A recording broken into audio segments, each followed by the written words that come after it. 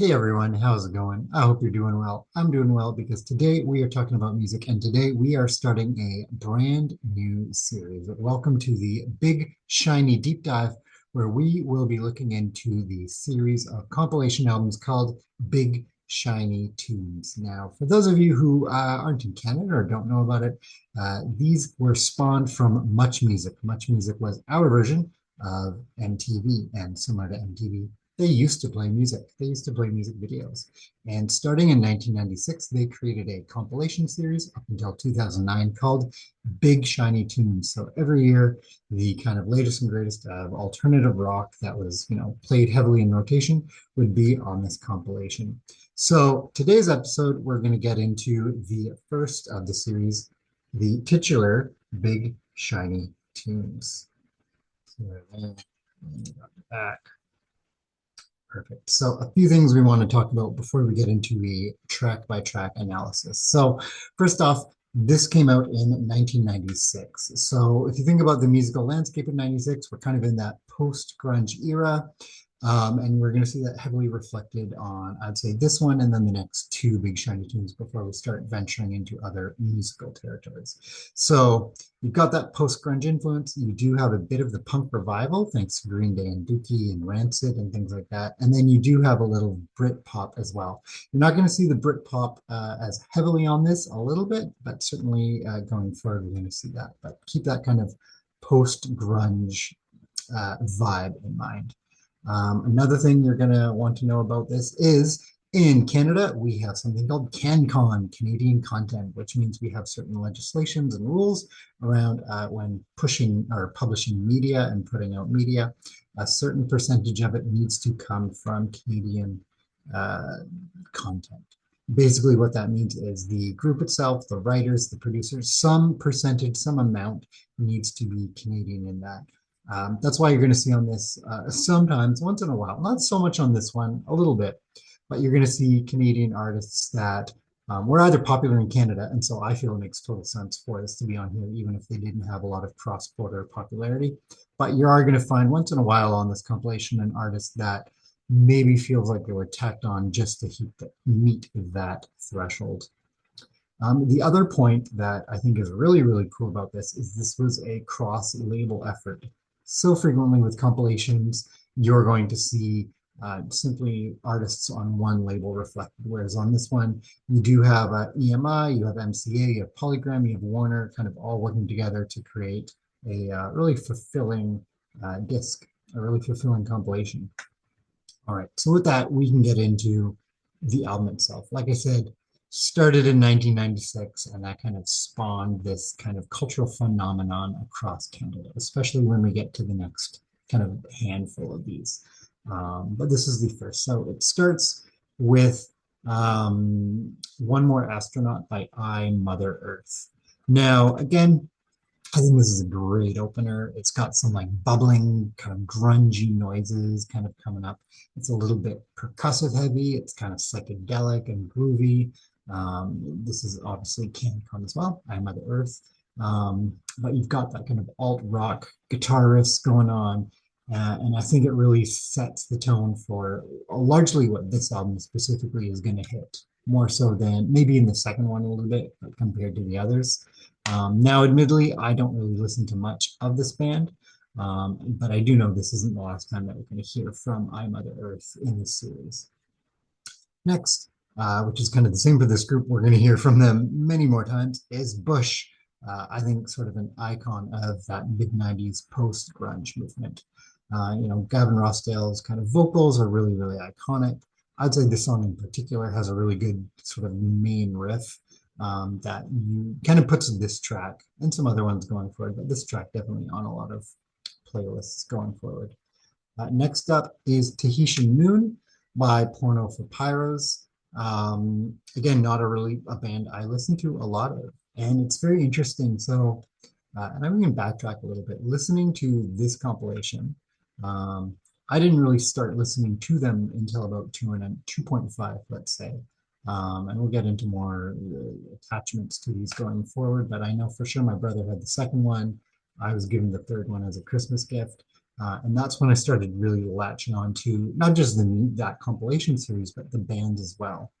Porno for Pyre is indeed one of those bands that I don't know off the top of my head if we're going to see them again in this series, but I know it's one of those bands that I don't really listen to now. All right. That said, though, for this track, Tahitian Moon, Perry Farrell's kind of vocals kind of bring this, again, that sort of like post-grunge, psychedelic flair to the mix. And it's got almost like a tropical vibe, like it's a fun, bouncier song, but it kind of fits still within the cultural zeitgeist of the time, if that makes sense. Next, track 4 is Queer by Garbage. And I like this because now we're kind of breaking it up a little bit. We're going away from that post-grunge alt-rock kind of thing that we've heard for the last 3 tracks. And we've got this sort of really great vocal delivery by Shirley Manson.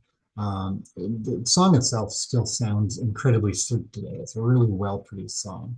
Let me get something a bit different before we get into track 5, which is Sweet Dreams by Marilyn Manson.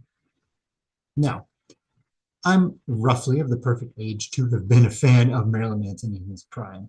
But I never really caught on to it. I kind of caught on early that it's about the theatrics more than, and the artistic intent more than the music itself. So some of the music I actually do find interesting, but I was never really drawn to the theatrics. And I think it's like, if you're not drawn and pulled in from Manson's theatrics, it's not, the music itself isn't going to do much for you.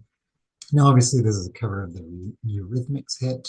Kind of, as far as I know, this is the song that kind of broke Manson big. And it's good at what it does. It's kind of moody, it's evocative, it really does make an artistic statement. But again, just not one of my favorites. Next is Scooby Snacks by Fun Loving Criminals.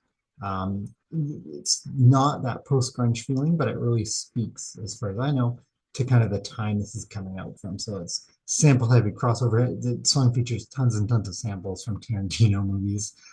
It's blending sort of like a hip-hop beat element, kind of like Beck, who we will see later on this album, and sort of that 90s Gen X vibe to it. In some ways, this almost makes me think of groups like Sugar Ray that we will actually also see later in this series. Next is track 7, which is Just a Girl by No Doubt. And I like this track a lot, one, as a track, but also what it's doing in terms of sequencing here. I think we're getting a good mix. We're not just putting, alt rock after alt rock after alt rock. We're playing a lot with tone, which I really like. All right. So Just a Girl by No Doubt. So, obviously before they were solo artists, this is the group Gwen Stefani famously came from as well. This was the track from with Blue on it that I can't think of, A Tragic Kingdom. There we go. And again, a lot of people say, No Doubt was a ska band, but by this point on their major label debut, they were ska adjacent, ska inspired, ska punk inspired, certainly. But they have that energy and that kind of like pop punk attitude on this track as well. And again, it's just a really good song, great lyrics, super catchy track. Track 8 is Aeroplane by the Red Hot Chili Peppers. It's a good song, but and there's lots of bands like this for lots of people. I've just never really been into the Red Hot Chili Peppers. I've never, what I've heard on the radio throughout their career, I've never really been drawn to. Like I get it, I like Fishbone. I like some of the groups that have that like funk metal, funk rock inspiration. But the Chili Peppers just don't really do it for me. So like I'm listening to Aeroplane. I'm like, technically, sure, great song. I see it on paper, but I don't have it in my ears, if that makes sense. Track 9 is Sloan, The Good in Everyone, which is where I had that note much earlier about the CanCon inclusions. Because if you're in Canada, you know Sloan. You hear them in ads all the time. They tour all the time. They got a lot of great tracks as well.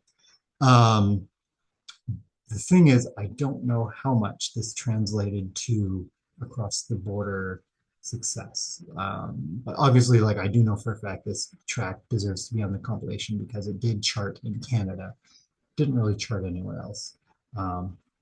Also, this track, I think, was the theme to George Stroumboulopoulos, who was a host, a VJ, as you will, on MuchMusic, and then had his own series of shows on CBC.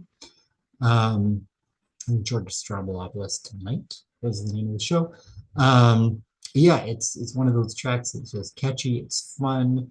It's one of those ones that makes me think: is there such a thing as Canadian sound? Maybe it's worth a discussion as well. But yeah, really great track by Sloan. If you're going to check out a song by Sloan and you've never heard them before, I don't know if this is the one I would do. I don't think it's the most iconic or emblematic, but it is a good track, really upbeat as well. Track 10 is King of New Orleans by Better Than Ezra. This is a great storytelling song. It still obviously has that kind of post-grunge alt-rock vibe to it, but I think lyrically it's quite a strong song. Um, and it kind of, we've got that sort of transition happening here as well. I think for me, this is one of my hidden gems on the album. If you've never really checked out Better Than Ezra, or you kind of want to get a feeling for what that sort of mid 90s transition away from grunge would be, that's a good example. The next is Tinfoil by Limblifter. So some more, obviously, not obviously, a Vancouver group, so some more Canadian content.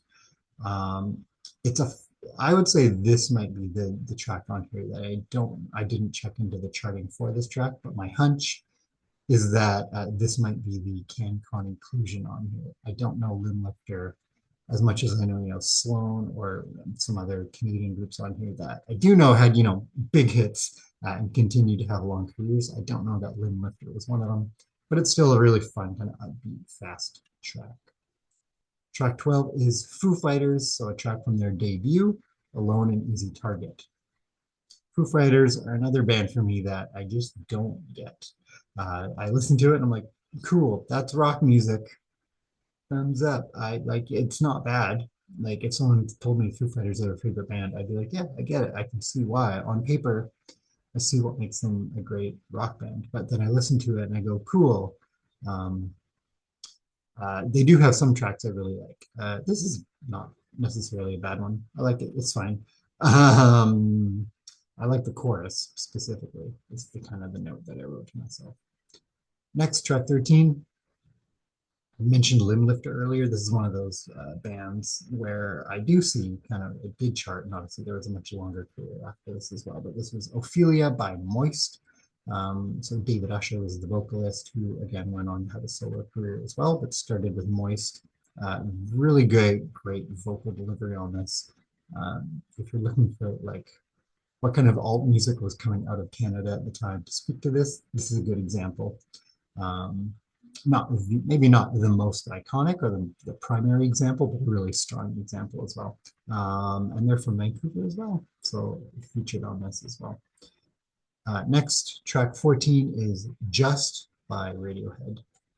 Now, Radiohead were one of my first bands that were mine, if that makes sense. I think I've mentioned this earlier before, but during your formative years, you kind of find an attachment to a group, and you're not that you were the first to discover them, but you put a lot of your personality into that band, and kind of claim them as your own. And this Radiohead was one of mine. They released some albums I'm not a wild fan of later in the career.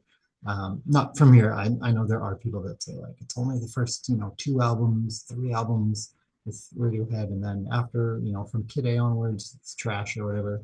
I don't think that. I quite like a lot of their albums for a lot of different reasons. Anyway, back to Just by Radiohead, track 14.